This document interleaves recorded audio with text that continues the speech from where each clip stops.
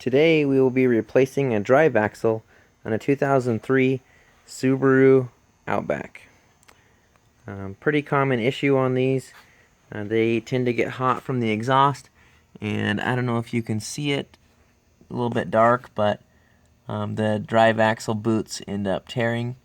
Now you can replace just the boots, but it's a lot easier and less time consuming just to replace the entire drive axle. Some people will tell you that with Subarus, especially automatic models, that you need an OEM drive axle. I found that NAPA has really good remanufactured ones for a lot less expensive, and I've never had an issue with vibration or anything like that. You can pick one of these up for around $50 to $75 depending on the model. You will need a 1 1/4 socket, or I believe it's a 22 or 23 millimeter. I'm not exactly sure on the metric. I've always just used an 1 1/4. So first things first is you're going to want to jack up the vehicle a little bit. If you have an impact gun, you can jack up the entire vehicle, put it on jack stands of course, and then use your impact to take the wheel off, and the axle nut, which is right behind here. If you do not have an impact gun, I would recommend taking a little bit of pressure off with the jack, but leaving the tire touching, and breaking these loose by hand. And you can also pop this center cap out with a tiny screwdriver. You can just get behind there, pop it out, and you will need to break that axle nut loose with the tire still touching the ground, so that the wheel doesn't spin on you. There again, impact is the easiest way, and that's the way we'll be doing it today. But if you don't have one, don't worry, you can still do it. I would, however, like I said, make sure that you take a little bit of pressure off of it, because you can damage the bearings if you break that nut loose with the entire weight of the vehicle on it. So I'm going to get it jacked up and get the wheel off, and I'll show you from there. Alright, in order to secure this vehicle correctly, you're going to want to put jack stands underneath it. These runners that go through the length of the vehicle are the best place to put jack stands on pretty much every Subaru. When you're using a jack stand, it's important that you put the handles away from the area that you're working, facing away, so that you don't accidentally bump them while you're underneath. Now we're going to lower it down and get that jack out of the way so we have room to work. Alright, here we have the wheel off, and you can see the axle nut right here. You can see that it's a staked type, which means that once it's torqued to spec, you're going to hit it with a chisel or something of the nature to basically bend that nut down into that notch so that it can't come loose. Since we're using an impact, we're able to just zip that off of there. If you're not, you might need to put a little something underneath there and pry it back out.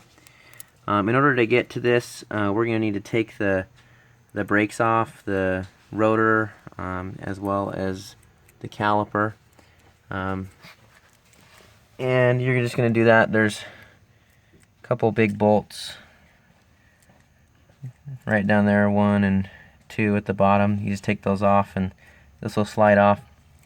Important thing to note is that this top bolt here, sorry, it's kind of hard to see, this top bolt here on the strut tower is your camber bolt, so this is part of your alignment.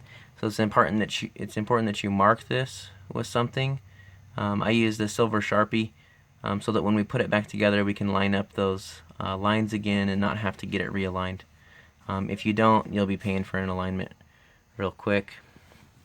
One last thing is, whenever you're working with an axle, you're going to want to just unbolt and remove this ABS sensor. That's for your anti-lock brake system. If you don't, in the shimmying and working around of getting the axle in and out, you could damage that sensor, and that could be an expensive fix.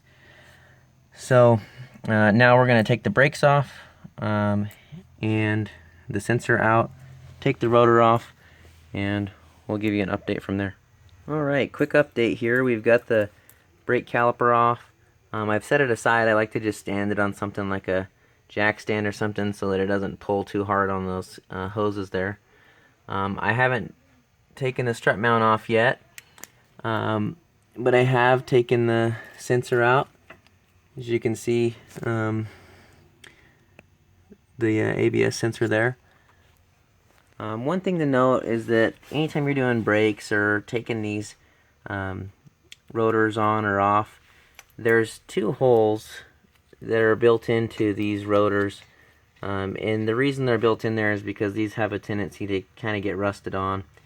So these are the 12mm headed bolts that you can find all over a Subaru. I don't remember the exact thread pitch off the top of my head, but I keep a few spares laying around in my toolbox because this won't come off unless you beat it to death. But since we're reusing this, I'm gonna slowly take turns twisting these, and I need my other hand to hold that, but you'll twist these, just alternate, and this will pop off, and we'll be right back. Alright, we got the rotor off, came off pretty easy using those bolts. So this is what you'll have left. Your wheel bearing is housed right behind this. This is your full steering knuckle or spindle or whatever you want to call it. I'm about to take this strut mount off here. Best thing to do is to use a breaker bar on one end and a wrench or two breaker bars. Twist alternately. You can also use an impact on this if you really want to. I'm probably going to need to add a pipe to this just because these are torqued pretty heavy. After that, we'll get to taking this nut off. And as you can see now, we've got a little bit better view back there of our axle boot. You can see it there. It's torn open. Problem with that is that you'll end up with dirt and debris in there, and it will seize up your axle and won't be able to flex correctly. So I'm going to get this taken off, and we'll be back to show you how to replace that axle. Okay, we're going to use our impact to take this axle nut off.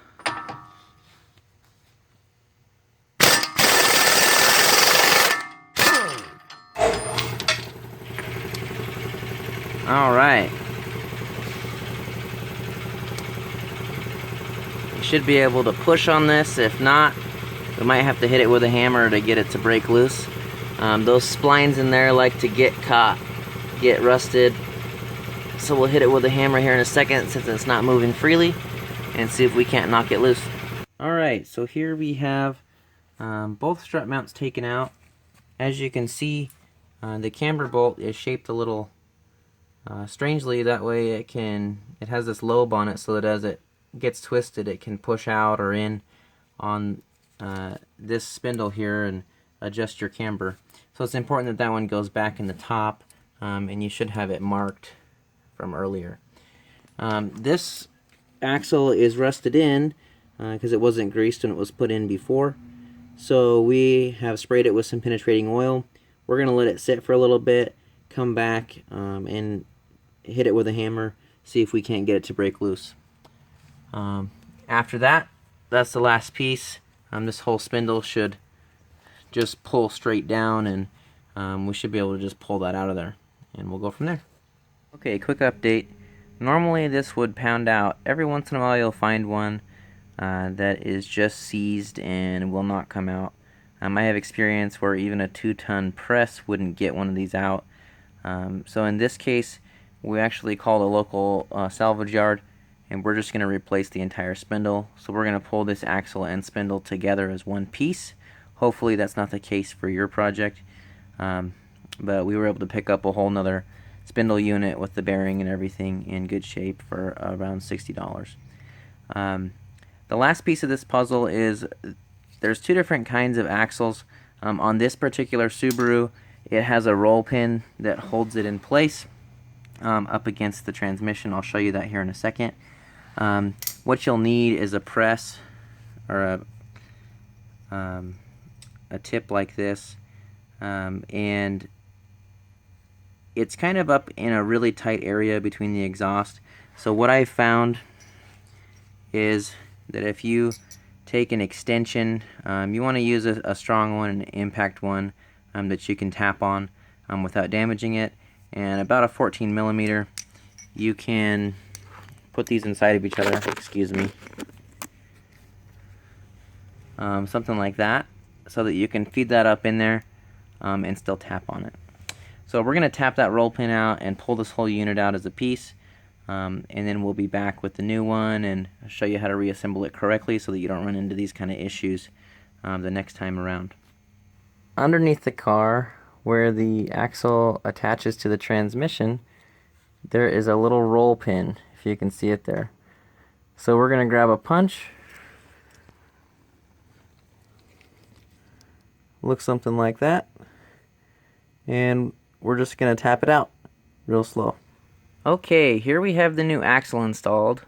We had to, as I mentioned before, completely remove the hub because the old one was seized. With yours, you would actually just detach it here, and you should be able to pull it back enough to finagle this out. So what we're going to do now is I'm going to put the spindle back on, and then we're going to thread this through the spindle, and then I'll show you how to properly torque it. And remember, just as you had to take that roll pin out, you have to put the roll pin back in when you put this new axle on. Easiest way, like I said, is to maybe use an extension and a socket that will hold that roll pin in place for you while you initially start tapping it in place. So I'm going to get that hub on and then we'll go from there. One quick note here is make sure that you grease the splines on this new axle so that it doesn't get seized in your hub the next time this happens. So just make sure that that's nice and greased up, and then you can thread it through. As you can see, there is some splines in there that you're just going to line that up with. Alright, we've got this back together, hub on.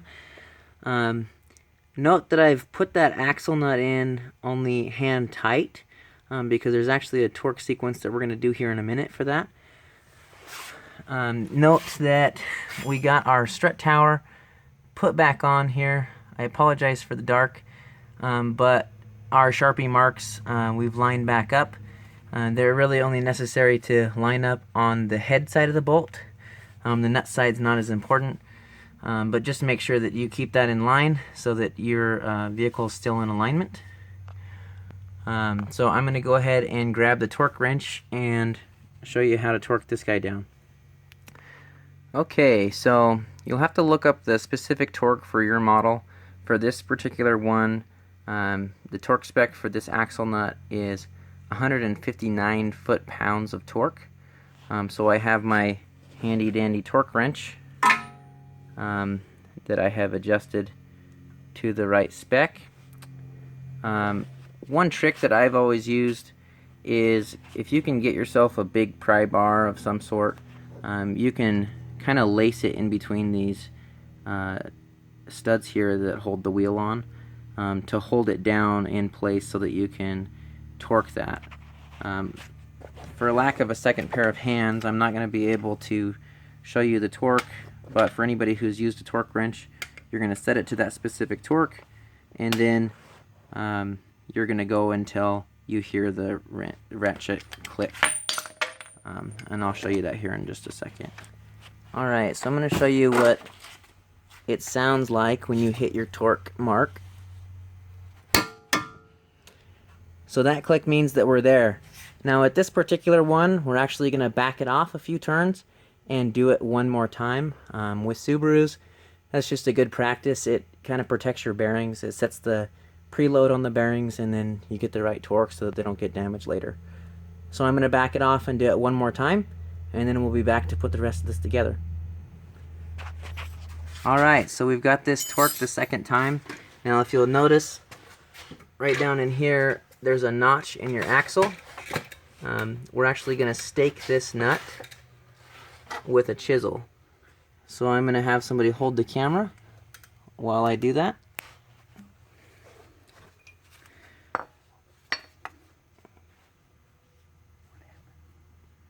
sucker squeezing a button.